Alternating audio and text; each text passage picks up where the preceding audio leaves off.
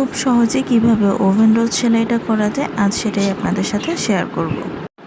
প্রথমে একটি গোল রাউন্ড দাগ দিয়ে নিলাম, তারপর একদম মাঝ বরাবর সুইটাকে তুলে দেন 5টা ভাগে ভাগ করব। সেই গোলটাকে আমরা 5টা ভাগে ভাগ করব।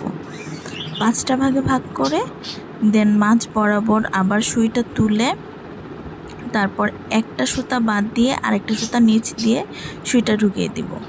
এইভাবে কাজটাকে রিপিট করব। প্রতিবার একটা সুতা বাদ দিয়ে অন্য আরেকটা সুতা নিচ দিয়ে সুইটা দিয়ে দিব। এভাবে নিচের যে 5টা সুতা আমরা তুলেছিলাম সেই 5টা সুতা ঢেকে না যাওয়া পর্যন্ত আমরা সেলাইটা কন্টিনিউ করতে থাকব। এখানে খেয়াল রাখতে হবে সুতাটাকে বেশি জোরে টান দেওয়া যাবে না। এখানে সাবধানে কাজটা করতে হবে, একটু টান লাগলে পুরো সেলাইটা নষ্ট হয়ে যাবে। আর নিচের এই দাগগুলো ঢেকে যাওয়া পর্যন্ত আমি সেলাইটা করে নিলাম। এই তো কমপ্লিট হয়ে গেল 2টা ফুল। ভালো লাগলে অবশ্যই লাইক, কমেন্ট এবং শেয়ার করবেন। আল্লাহ হাফেজ।